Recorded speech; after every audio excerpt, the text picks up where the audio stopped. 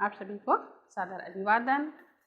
आज हम पढ़ेंगे कक्षा 12वीं राजनीति विज्ञान का अध्याय 3 समकालीन विश्व में अमेरिकी वर्चस्व। इससे पहले जैसे हम पाठ में पढ़े हैं कि सोवियत संघ का विघटन होता है और सोवियत संघ के विघटन के पश्चात अमेरिका ही एकमात्र शक्तिशाली देश के रूप में उभर कर सामने आता है और ये कहलाता है अमेरिकी वर्चस्व।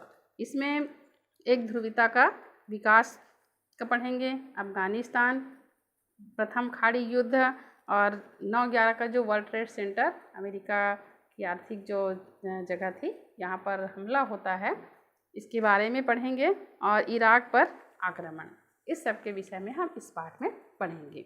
एक ध्रुवीयता का विकास और नई विश्व की शुरुआत। जैसे ही सोवियत संघ का विघटन होता है, अमेरिका ही एकमात्र शक्तिशाली देश बन जाता है और इसमें नाटकीय घटना तब आती है जब इराक कुवैत पर आक्रमण कर देता है। ये अरब देश है इराक और कुवैत, तो इराक कुवैत पर आक्रमण करके वहाँ पर कुवैत पर वो कब्जा करते चले जाता है।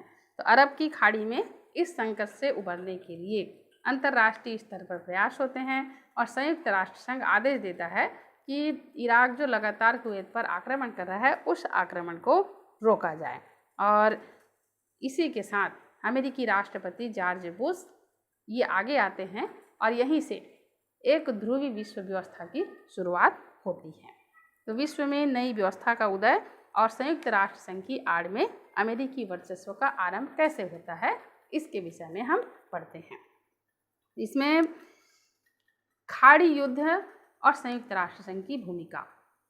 प्रथम खाड़ी युद्ध है, ये खाड़ी युद्ध से ही अमेरिकी वर्चस्व की शुरुआत होती है। खाड़ी युद्ध क्या है? तो इराक और कुवैत ये दोनों के बीच आपस में नहीं जमता है और इराक लगातार कुवैत पर आक्रमण करते चला जाता है, उसके कुछ हिस्से को कब्जा करते आगे बढ़ते जाता है। संयुक्त राष्ट्र संघ यहाँ पर आगे आता है और विश्व में जो नई प्रकार की संकट आ रही थी, इस संकट को दूर करने के लिए सभी देशों को आदेश देता है कि आप इराक को इस आक्रमण से रोकिए। तब फिर विश्व के 6 देश मिलकर के 34 देश, विश्व के 34 देश मिलकर के फिर एक सेना का गठन करते हैं। इससे पहले क्या होता है, संयुक्त राष्ट्र संघ के आग्रह पर सद्दाम हुसैन को, जो इराक का राष्ट्रपति था, इसको सलाह दी जाती है कि आप कुवैत पर आक्रमण ना करें और जो आक्रमण हो रहा है उसको रोक दें। लेकिन सद्दाम हुसैन ये कहता है कि मैं कुवैत पर कब्जा करके ही रहूँगा और मरते दम तक कब्जा करता रहूँगा, मैं किसी भी हालत में इस कब्जे को, जो कुवैत पर मैं आक्रमण कर रहा हूँ, इसको नहीं रोकूंगा, जिसको जो करना है कर लो। ये मतलब भावना थी सद्दाम हुसैन की। तब फिर संयुक्त राष्ट्र संघ आदेश देता है, जिसको पूरा विश्व की जो अन्य देश हैं इनको, जो संयुक्त राष्ट्र संघ में शामिल हैं, कि आप इराक के द्वारा जो कार्य किया जा रहा है, कुवैत पर आक्रमण किया जा रहा है, उसको रोकने का प्रयास करें। तब 34 देश ने मिल करके, इसमें लगभग 6,00,000 नौसैनिक, जो 34 देश के हैं, 6 लाख सैनिक इराक को रोकने के लिए निकल पड़ते हैं और इन सैनिकों में 75% सैनिक रहते हैं अमेरिका की। इसको नाम दिया जाता है ऑपरेशन डेजर्ट स्मार्ट और ये क्या करते हैं, इराक पर चढ़ाई कर देते हैं। इसमें अमेरिका के जनरल नॉर्मन श्वार्ज़काउ ये प्रमुख रहते हैं और इनके नेतृत्व में ही इराक पर चढ़ाई कर दिया जाता है। इसमें चूँकि क्या है, विशाल संख्या है, 34 देश की विशाल संख्या है, 6 लाख से अधिक सैनिक है, तो इराक कहाँ पर टिक पाता। तो इराक जो कुवैत पर लगातार कब्जा करते चले जाता है, तो कुवैत से इराक से कुवैत को मुक्त करा दिया जाता है और इसी बीच में ये मतलब सबको महसूस हो जाता है कि संयुक्त राष्ट्र संघ की आड़ में अमेरिका अपना वर्चस्व स्थापित कर रहा है। इस युद्ध में अमेरिका का उत्कृष्ट सामरिक और प्रौद्योगिकी वर्चस्व उजागर हुआ। यानी इस युद्ध में युद्ध अमेरिका के हिसाब से ही लड़ा गया था और अमेरिका इसी युद्ध से इसका वर्चस्व जो है उजागर होता है। इसमें अमेरिका के द्वारा स्मार्ट बम का प्रयोग किया गया। स्मार्ट बम क्या है? तो अमेरिका के द्वारा इस युद्ध में जिस बम का प्रयोग किया गया इसको स्मार्ट बम के नाम से जाना जाता है। स्मार्ट बम का प्रयोग किया गया और इस युद्ध को कंप्यूटर युद्ध का नाम दिया गया। कंप्यूटर युद्ध क्या है? तो अमेरिका ने खाड़ी युद्ध के दौरान स्मार्ट बम प्रयुक्त करके कुवैत के खिलाफ इराक को घुटने टेकने को मजबूर कर दिया, बाध्य कर दिया और पर्यवेक्षकों द्वारा इसे ही कंप्यूटर युद्ध की संज्ञा दी गई। इन्हें स्मार्ट बम और कंप्यूटर युद्ध के नाम से इस युद्ध को जाना जाता है। इस युद्ध में अमेरिकी वर्चस्व जो है उजागर हो जाता है, लेकिन कई लोगों का ये कहना होता है कि अमेरिका के भले ही 75,000 सैनिक थे, अमेरिका स्मार्ट बम का प्रयोग किया, कंप्यूटर युद्ध की संज्ञा दी गई, लेकिन इस युद्ध में अमेरिका को कुछ खर्चा करना नहीं पड़ा। इसमें अमेरिका ने जर्मनी, जापान और सऊदी अरब जैसे देशों से धन की उगाही की थी इस युद्ध के लिए और उसी धन से युद्ध लड़ा गया, ये कई लोग आरोप लगाते हैं। खैर जैसा भी हो, यहाँ पर अमेरिकी वर्चस्व जो है कायम हो जाती है। 1990 के दशक में विश्व के एक ध्रुवी होने के कौन कौन से कारण हैं? जो एक ध्रुवी व्यवस्था बनती है, पहले 2 गुट थे, सोवियत संघ और संयुक्त राज्य अमेरिका। अब एक ध्रुवी हो जाता है केवल संयुक्त राज्य अमेरिका। तो इसके कौन कौन से कारण हैं? तो सबसे पहला कारण तो है शीत युद्ध की समाप्ति। विश्व में जो 2 गुट थे, एक सोवियत संघ, दूसरा संयुक्त राज्य अमेरिका।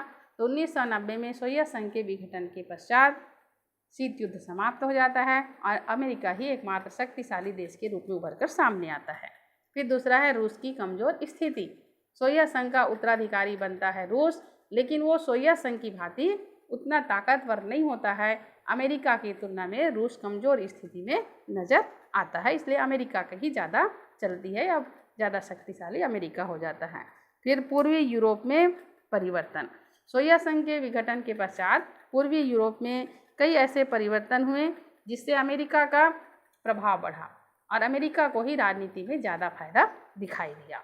फिर साम्यवादी देशों में उदारवादी परिवर्तन। जो कट्टर साम्यवादी देश थे, पहले पूंजीवाद को बिल्कुल पसंद नहीं करते थे, अपने देश में उसको लागू नहीं करते थे, तो इन्होंने पूंजीवादी व्यवस्था को बढ़ावा दे करके अपने यहाँ बहुत सारे परिवर्तन किए और पूंजीवाद को अपने देश में स्थान दिया। तो अमेरिका अब चूँकि पूंजीवादी देश है तो अमेरिका को सीधा सीधा इसका फायदा होता है। तो जो साम्यवादी देश कभी सोवियत संघ का साथ देते थे वो अब अमेरिका के साथ हो लिए और इससे अमेरिका को फायदा होता है। प्रथम खाड़ी युद्ध के कौन कौन से परिणाम हुए? तो प्रथम खाड़ी युद्ध के सबसे पहला परिणाम ये है कि सैन्य क्षमता के मामले में अमेरिका से बाकी अन्य देश बहुत पीछे हैं, ये साबित हो गया। यानी अमेरिका अब विश्व में एकमात्र शक्तिशाली देश हो गया जो सैन्य शक्ति के मामले में सबसे आगे है, बाकी देश उससे पीछे हैं। दूसरा परिणाम ये हुआ कि इस युद्ध में विश्व राजनीति में अमेरिका का वर्चस्व स्थापित हो गया, यानी अमेरिकी वर्चस्व इस युद्ध में साफ दिखाई देता है। फिर तीसरा है खाड़ी युद्ध में अरब देशों की एकता भी समाप्त हो गई। अभी तक जो अरब देश हमेशा एक रहते थे, तो 20 अरब देश में से केवल 12 अरब देशों ने अपनी इस युद्ध के लिए 20 अरब देश में 12 अरब देशों ने अपनी सैनिक टुकड़ी भेजी और केवल 8 लोग ही सैनिक टुकड़ी नहीं भेजे ना। 12 लोग अमेरिका के साथ हो गए, 8 लोग जो हैं ये न्यूट्रल रहे।